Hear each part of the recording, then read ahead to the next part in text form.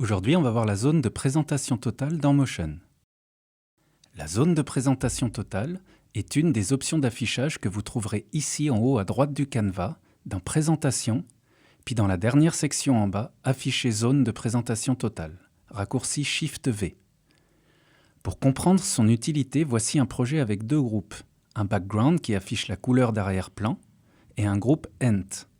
Vous retrouverez cet objet dans la bibliothèque, puis dans Contenu en bas, Phone et enfin l'objet Ent.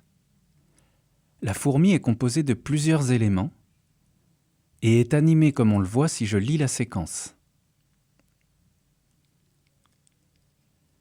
Je vais réduire la taille du canevas pour la suite en utilisant le raccourci Commande-, Commande plus pour l'augmenter.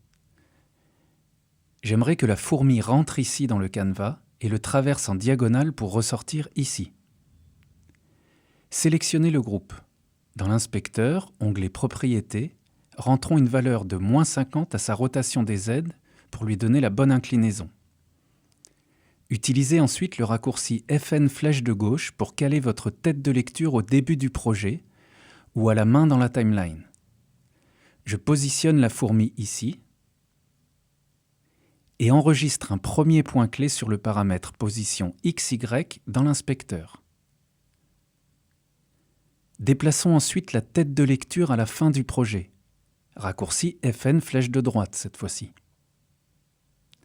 De nouveau, je déplace la fourmi pour définir sa position de sortie. Le deuxième point clé s'est créé automatiquement. Regardons. OK. J'aimerais préciser la position de départ de la fourmi. Or, je ne vois plus l'objet dès qu'il n'est plus dans le cadre. C'est le moment d'activer la zone de présentation totale avec le raccourci Shift-V comme nous l'avons vu. Je vois maintenant l'objet hors cadre et je peux ajuster ma position de départ de la fourmi. Utile pour synchroniser avec précision des apparitions d'objets dans une animation. C'est tout pour aujourd'hui, merci et à bientôt sur le blog.